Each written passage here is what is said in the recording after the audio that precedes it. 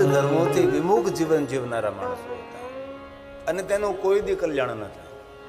જે આપણા પુરાણોમાં કહ્યું છે, આપણા ધર્મગ્રંથોમાં કહ્યું તે જ પ્રમાણે જો આપણે જીવન જીવીએ તો હંમેશા સુખની અપેક્ષા રાખવાના આપણા અધિકારી છે. પણ જે આપણે ઋષિમુનિઓની પરંપરા, જે આપણી સંસ્કૃતિ છે, જે આપણી પ્રણાલી છે, જે આપણી પરંપરા છે, એનું અનુસરણ ન કરે એ માણસ આજને તો કાલ દુઃખના દ્વારે જઈને જ ઊભો રહે છે. તો આ નગરમાં બિદુંગ અને ચુંચોલા નામના બ્રાહ્મણ દંપતી રહેતા હતા. આમ બ્રાહ્મણ દંપતીનું કાર્ય એવું છે કે જે લોકોને જીવન જીવતા આવડતું નથી તેને યોગ્ય માર્ગદર્શન કરવું, ધર્મગ્રંથોની કથા સંભળાવવી, કથા વાર્તા કરવી અને ધર્મગ્રંથોના આધારે સમાજને યોગ્ય માર્ગદર્શન આપવું. આ સાધુ બ્રાહ્મણનું પહેલેથી કર્તવ્ય છે. સમાજને કઈ દિશામાં લઈ જવું એ સાધુ બ્રાહ્મણનું જ કર્તવ્ય છે. ધર્મશાસ્ત્રોને ધ્યાનમાં રાખી શ્લોકાત્મક સૂત્રાત્મક વાતો સંભળાવી અને સમાજને યોગ્ય માર્ગદર્શન આપવું, આ એમનું કર્તવ્ય છે. અને એ જો કર્તવ્ય ન કરે તો સમાજના ઋણી રહે છે. આ બ્રાહ્મણ ને બ્રાહ્મણી બંને જણા આવું કંઈ કાર્ય કરી શક્યા નથી. આ નગરમાં કેવા માણસો રહે છે? પાપિષ્ઠ લોકો રહે છે. શું ખાવું, શું પીવું, ધર્મ શું કહેવાય, જીવન કેવી રીતે જીવવું જોઈએ, આવું કાંઈ તેને ખબર નથી. ધર્મથી વિમુખ જીવન જીવનારા માણસો આ નગરમાં રહે છે. શિવ મહાપુરાણ ગ્રંથમાં તો ભગવાન મહર્ષિ વેદવ્યાસજીએ મર્યાદા છોડીને બધું વર્ણન કર્યું છે. પણ એ વર્ણન અહીંથી તમારી સામે ન કરી શકાય, કારણ કે શબ્દોની કોઈ મર્યાદા પણ હોય છે, શબ્દોની કોઈ ગરિમા પણ હોય છે. કથાને યોગ્ય આકાર આપવો એ કથાકારનું કર્તવ્ય છે. જેમ પથ્થરને યોગ્ય આકાર આપે તો તેને શિલ્પકાર કહેવાય, સુંદર ચિત્રને આકાર આપે તેને ચિત્રકાર કહેવાય, સુંદર સંગીતને આકાર આપે તેને સંગીતકાર કહેવાય, સુંદર સુવર્ણને આકાર આપે તેને સુવર્ણકાર કહેવાય, સુંદર લાકડાને આકાર આપે તેને લકડીકાર કહેવાય છે. અને સુંદર નૃત્ય કરી શકે તેને નૃત્યકાર કહેવાય છે. તો કથાને યોગ્ય આકાર આપવો. ઘણી ઘણી કથાઓ એવી છે કે સમાજની આગળ સ્પષ્ટપણે ન કહેવી, તેનો સાર કહું. અને શિવ મહાપુરાણ ગ્રંથમાં પણ કહ્યું છે કથા સારમ, કથાનો સાર કહો. જે શિવ મહાપુરાણમાં ભગવાન વેદવ્યાસજીએ કહી દીધું છે એ બધું જ ન. કથા ત્રણ રીતે થાય. એક તો લોકભોગ્ય પદ્ધતિથી કથા થાય, લૌકિક વાતો કરી કરીને, તમને જે બહુ ગમે વાતો, આવી બધી લૌકિક વાતો કરી કરીને કથાને કરવી. કૌટુંબિક દ્રષ્ટાંતો દેવાના, લોકોને રડાવવાના, દેર ભોજનની વાતો કરીને, ભાઈ ભત્રીજાની વાતો કરીને, ભાઈઓ ભાઈઓની વાતો કરીને, બાપ દીકરાના પ્રેમનું વર્ણન કરવું, મા દીકરાના પ્રેમનું વર્ણન કરવું, અને લૌકિક કથા કહેવાય છે. જે લોકવર્ણન જે રીત રિવાજ ચાલે રહી એની વાતો કરે અને કથાને પૂર્ણ કરી, આને લૌકિક કથા કહેવાય છે. બીજી કથા છે ગુરુ શિષ્યના ભાવની કથા. યોગ્ય સ્પષ્ટપણે સદગુરુદેવ પોતાના શિષ્યને સુંદર માર્ગદર્શન આપે. અને મૂળ પદ્ધતિ છે પરમહંસોની પદ્ધતિ, જેમને આગળ કોઈ પણ શબ્દોની મર્યાદા રાખ્યા વગર સ્પષ્ટપણે શિવ મહાપુરાણ કથા સંભળાવવાનો પ્રયાસ કરો. જે સંપૂર્ણ સમજી શકે, પુરારે મળે તો રાવું રેડીએ, જે માણસો સંપૂર્ણપણે વાતને સમજી શકે અને તેના મનમાં કોઈ સંશય નહીં થાય એવી રીતે કથાને સંભળાવી એ પરમહંસોની પદ્ધતિ છે. બ્રહ્માંડને મિટા દે પડદા, ઘટઘટ દર્શન પાવું. તો ભગવાન મહર્ષિ વેદવ્યાસજીએ તો બધું જ વર્ણન કર્યું છે. કેવા પાપ કર્મો કરતો હતો, એ કઈ રીતે રહેતો હતો, કઈ રીતે તેનું જીવન હતું બિદુંગનું, નગરના માણસો શું ખાતા હતા, આ બધું જ વર્ણન છે. સંક્ષેપમાં એટલું કહી શકે કે નહીં ખાવાનું ખાતા હતા, નહીં પીવાનું પીતા હતા, આ બધું જ કરતા. જેટલા પાપ કર્મો, ધર્મ વિરુદ્ધના જેટલા કાર્યો હતા એટલા બધા જ કાર્યો આ નગરવાસીઓ કરતા હતા. યોગ્ય માર્ગદર્શન આપવું એ કર્તવ્ય બિદુંગનું હતું, પણ એ બિદુંગ કરી ન શક્યો. જેવા નગરના માણસો હતો એવો જ આ બિદુંગ છે. પશુ કરતા પણ બહેતર, પશુ કરતા પણ નીચું જીવન જીવનારા આ નગરના માણસો છે અને આ બિદુંગ પણ તેવું જ જીવન જીવે છે. સમય તો વીતવા લાગ્યો છે, સાથે સાથે ચંચોલાજી પણ અનેક પ્રકારના પાપ કર્મો કરે છે, ધર્મ વિરુદ્ધના કાર્યો કરે છે, નહીં કરવા જેવા બધા જ કામો કરે છે. સમય વીતતા એક દિવસ એવું થયું છે કે બિદુંગ મદિરા પીધેલી હાલતે અપવિત્ર અવસ્થામાં અકસ્માત દ્વારા આ પાપી બિદુંગનું મૃત્યુ થાય છે. હવે મદિરા પીધેલી હાલત હોય, અપવિત્ર અવસ્થા હોય, તેનું મૃત્યુ થાય, તેની ગતિ ન થાય, તેને તો અધોગતિ જ થાય. અને બિદુંગની અધોગતિ થઈ, યમના દૂતો જેને લઈ જાય છે, આવી કથા શિવ મહાપળ ગ્રંથમાં છે. યમપુરીમાં જાય છે ને યમરાજા કહે છે તે તો કેટલા પાપો કર્યા છે, અનેક પ્રકારની નર્કની યાતનાઓ તારે ભોગવવી પડશે. 28 પ્રકારના નરકોનું વર્ણન છે શિવ મહાપળ ગ્રંથની અંદર. બહુ જ નરકોનું વર્ણન છે, કેવા કેવા પ્રકારના નર્ક હોય, કેવા પ્રકારની યાતનાઓ હોય, જીવાત્માને કેટલા દુઃખ આપવામાં આવે, આ બધું જ વર્ણન શિવ મહાપળ ગ્રંથમાં છે. પણ નર્ક શબ્દને નાનકડી ભાષામાં સમજવું હોય તો નર્ક એટલે ન અર્ક, કોઈ પણ પ્રવૃત્તિમાં જેને કોઈ રસ ન રહે એને નર્ક કહેવાય છે. રસહીન જીવન, રસવિહીન જીવન અને નર્ક છે. ઘણા માણસો હોય જે કથા કીર્તનમાં તેને રસ ન હોય, કોઈના પ્રસંગોમાં તેને રસ ન હોય, નિરસ જીવન હોય છે. હતાશ, નિરાશ, તણાવગ્રસ્ત એ માણસનું જીવન હોય છે. કથામાં પણ એ આવે નહીં, ભગવાનનું ભજન ન કરે, દેવ દર્શન ન કરે, કોઈની સેવા ન કરે, કોઈના માટે સારું ન બોલે, આ નર્ક. આ બિદુંગે અનેક પ્રકારના નરકોની યાતના ભોગવી એવી કથા શિવ મહાપળ ગ્રંથની છે.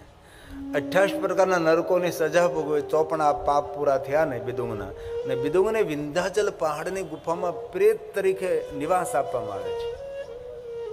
પ્રેત બને છે, રુદન કરે છે, રુદનમાં રુધિરના આંસુ પડે છે, તૃષા લાગે છે, પાણી પીવા માટે વલખા મારે છે, દૂર દૂર જાય છે.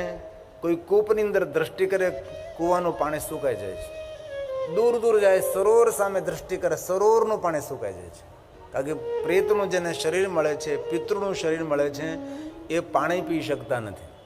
દૂર દૂર જાય, કોઈ સરિતા સુંદર નદી વહેતી હોય ત્યાં જઈ અને પાણીની અંજલિ ભરે છે, પીવાનો પ્રયાસ કરે, પણ દ્રષ્ટિ પડવા માત્રથી આ પાણી સુકાઈ જાય. તેથી તૃષાની વેદના બિદુંગ નામના પ્રેતથી સહન થતી નથી. ક્યારે વિચાર કરો, પિતૃઓને પાણી શા માટે પાઈએ છીએ? કારણ કે પિતૃ પોતાની જાતે પાણી પી શકતા નથી, તેથી આપણે પિતૃઓને પાણી પાવું પડે છે. તેથી પિતૃઓને આપણે પાણી અર્પણ કરી, પિતૃને પાણી ચડાવીએ, આપણે જલ અર્પણ કરીએ તેને. તેથી આ બિદુંગ બહુ દુઃખી થાય છે, બેકાર રુદન કરે છે. આકાશની સામે દ્રષ્ટિ કરી, કોઈ પક્ષી ઉડતા ઉડતા થઈ તો પક્ષીને પણ પોતાની દ્રષ્ટિ માત્રથી એ ભરખી લે છે. આવા અનેક પ્રકારના કુકર્મો કરી રહ્યો છે આ બિદુંગ. પ્રેત બનીને પણ પાપ કર્મો કરી રહ્યો છે. ને પિતૃને તૃપ્ત કરવા માટે આપણા પુરાણોમાં ઘણા બધા સિદ્ધાંતો છે. જે માણસોએ પોતાના પિતૃને તૃપ્ત કરવા એમને રોજ માટે તુલસીને જલ અર્પણ કરવું પડે, બિલો વૃક્ષને જલ અર્પણ કરવાથી પિતૃ તૃપ્ત થાય, સૂર્યનારાયણને જલ અર્પણ કરવાથી પિતૃ તૃપ્ત થાય છે, મહાદેવને જલાભિષેક કરવાથી પણ પિતૃ તૃપ્ત થાય છે, અથવા કોઈ જગ્યાએ જલાશય નિર્માણ કરવાથી પિતૃ તૃપ્ત થાય છે. આવા અનેક પ્રકારના માર્ગો શિવ મહાપળ ગ્રંથમાં છે. ઘણીવાર મેં કથામાં વાત કરી છે. સૌરાષ્ટ્રના કોઈ ગામડાની અંદર હું ગયો હતો. આવડામાં પાણી ઢોળ આવે, પાણી ઢોળ. એ બંને પટેલ ભાઈઓ મને બહુ સરસ વાત કરી. બાપુ મેં 2 ભાઈઓ છે, આ દુનિયામાં બહુ સારા માણસો છે, આ દુનિયામાં બહુ ડાયા માણસો હોય છે, સમાજને નવો વિચાર આપતા હોય છે, સમાજને નવું માર્ગદર્શન આપનારા હોય છે. કથા એટલે એક આધ્યાત્મિક મોટિવેશન. કથા એટલે કથા સાંભળીને કોઈ કાંઈ ગિરનારમાં જવાની જરૂર નથી. કથા સાંભળીને કાંઈ આપણે હિમાલય પહાડ તરફ કાંઈ જવાની જરૂર નથી. કથા એટલે આધ્યાત્મિક માર્ગદર્શન. આપણા ધર્મગ્રંથો, આપણા ઋષિમુનિઓ જે આપણને કહ્યું છે તે સાંભળવાની પરંપરા એ ભગવાનની કથા છે. આપણો ધર્મ શું છે, આપણા જીવનનું કેવું માર્ગદર્શન હોવું જોઈએ, આપણે ક્યાં માર્ગે જવું જોઈએ, એ બધું જ એ ભગવાનની કથામાં આવે છે. આ બંને પટેલ ભાઈઓ મને બહુ સરસ વાત કરેલી કે બાપુ તમારે અમારા ગામે આવવાનું છે, બાજુમાં જ છે, અને ઘણા સમય પહેલાંની વાત. એટલે મેં કીધું ભલે હું આવીશ. એ બંને ભાઈઓ એમના ખેતર લઈ ગયા મને. બંને ભાઈઓની જમીન અને વચ્ચેની જમીન છે એ મા બાપના ભાગ માટે રાખેલી, અને મા બાપ આ દુનિયા છોડીને જતા રહે એટલે અડધી અડધી જમીન બંને ભાઈઓએ વેચી લેવાની, આવો એક નિયમ કરેલો હતો. અને વારાફરતી બંને મા બાપને રાખતા હતા. આવું જ બધું છે ને, 2 ભાઈ હોય તો 6 મહિના મા બાપ આની ભેગા રહે, 6 મહિના મા બાપ આની ભેગા રહે. આવા ઘણા બધા ઘરો જોયા છે. 4 હોય તો 3 મહિને ઘર બદલવા પડે, 2 હોય તો 6 મહિને ઘર બદલવા પડે, અને 12 છોકરા હોય તો મહિને બદલવા પડે.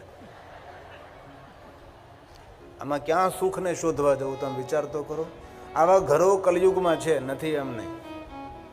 પણ બંને ભાઈઓની વિચારસરણી બહુ સુંદર હતી. એમને બહુ સરસ વાત કરી કે બાપુ અમે બે ભાઈઓ, વચ્ચે મારા મા બાપની જમીન નક્કી એવું થયેલું હતું કે મા બાપ જતા રહે દુનિયા છોડીને, અડધી અડધી જમીન બંને ભાઈઓ વેચી લેવી.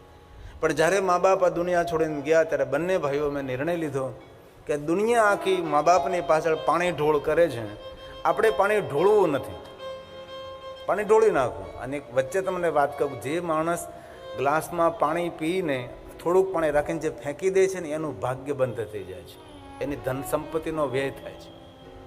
અડધો ગ્લાસ જ પાણી લ્યો તમે, અડધો ગ્લાસ પાણી પી જાઓ. ઘણા લોકોને આદત હોય આખો ગ્લાસ પાણી ભરીને બે ઘૂંટડા પીઓ ને ફેંકી દે. એ આપણા ભાગ્યનું હાનિ કરનારો છે. મનુસ્મૃતિની અંદર આ બધી વાતો ઘણી બધી કરી છે. તેથી કોઈ દિવસ પાણીને ઢોળવું નહીં, પાણીને ફેંકવું નહીં. જલ એ જીવન છે, જલ થકી સૃષ્ટિ છે. જો જલ નથી તો જીવન પણ સંભવ નથી. તેથી જેટલું પીવું હોય તેટલું જ ગ્લાસમાં પાણી લેવું, વધારાનું પાણી ન લેવું જોઈએ. કોઈ પણ હાથના પાણી પીવો તે પહેલાં થોડી વાર માટે તમારા હાથમાં પાણીનો ગ્લાસ રાખો. કારણ કે પાણી છે જીવંત છે. આપણે જે કાંઈ કરીએ છીએ જલની સાક્ષીએ કરીએ છીએ. કોઈ પણ સત્કર્મ કરીએ કઈ રીતે કરીએ છીએ? હાથમાં જલ લઈને આપણા વિદ્વાન આચાર્યો આપણે સંકલ્પ કરાવે. જલ એ જીવંત છે. જલ એ આપણે જે કાંઈ વિચારીએ, જે કાંઈ બોલીએ છીએ બધું તેની અંદર ગ્રહણ થાય છે. તેથી સંકલ્પો જલથી થાય છે. આપણે કોઈ પણ પૂજા પાઠની અંદર પહેલાં આપણને બ્રાહ્મણ દેવતા હાથમાં જલ આપે છે. જલ એ જીવન છે. અને કોઈ પણ શ્રાપ આપવો હોય તો શ્રાપ પણ જલથી જ આપી શકાય છે. આપણે ઋષિ મુનિઓ કમંડલમાંથી જલ લેતા અને જલથી શ્રાપ આપતા હતા. અને કોઈને જીવંત કરવો હોય તો પણ હાથમાં જલ રાખતા અને જલનો છંટકાવ કરતા, એટલે જીવંત થતા હતા. આ જલની અંદર અદ્ભુત શક્તિ રહેલી છે. અને એ જલ આપણે કોઈ ગ્લાસમાં આપણને આપે, તુરંત નહીં પીવાનું, કોઈ પણ હાથનું હોય. થોડી મિનિટો માટે જલ હાથમાં રાખવાનું. જે પાણીનો પ્યાલો હોય, પાણીનો ગ્લાસ હોય, થોડી વાર હાથમાં રાખી તેની સામે દ્રષ્ટિ કરી લેવી, અને પછી ધીરે ધીરે પાણી પીવું જોઈએ. અને બને ત્યાં સુધી પાણી ઊંચેથી નહીં પીવું, એને પેટના રોગ થાય છે. આ બધું આપણે શાસ્ત્રોમાં કહેલું. પાણી કેવી રીતે પીવું, ભોજન કઈ રીતે કરવું, કઈ દિશામાં બેસીને ભોજન કરવું, પુરાણનો કોઈ પાર નથી. આપણે તો કઈ રીતે ભોજન કરવું, કઈ દિશામાં બેસીને કરવું એ બધું ભૂલી જાય. ઊભા ઊભા જોડા પહેરીને ભોજન કરે બધા. હવે કઈ ગતિ થશે માણસને? કેવો આપણો સુંદર યુગ હતો, કેવી આપણી સુંદર દુનિયા હતી. આપણા ઘરે નાના મોટા પ્રસંગ હોય તો કેટલી મોટી મોટી પંગતો પડતી હતી. આમ નજર પૂગી ત્યાં સુધી પંગત બેઠી હોય, અને જે પીરસતા હોય એ પણ આમ વાંકા વાંકા વાંકા ઠેર સુધી નીકળી જાય. અત્યારે કોઈ પીરસી શકતો નથી. હા, દુનિયા ધીરે ધીરે બદલવા લાગી, દુનિયા ધીરે ધીરે પરિવર્તન થવા લાગી છે. તો બંને ભાઈઓએ વાત કરી કે અમે જળને ઢોળ્યું નથી, પાણી ઢોળ નહીં.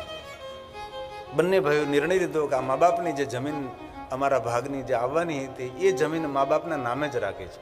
અને મા બાપના નામથી એ ખેતરનું નામ રાખી દીધું.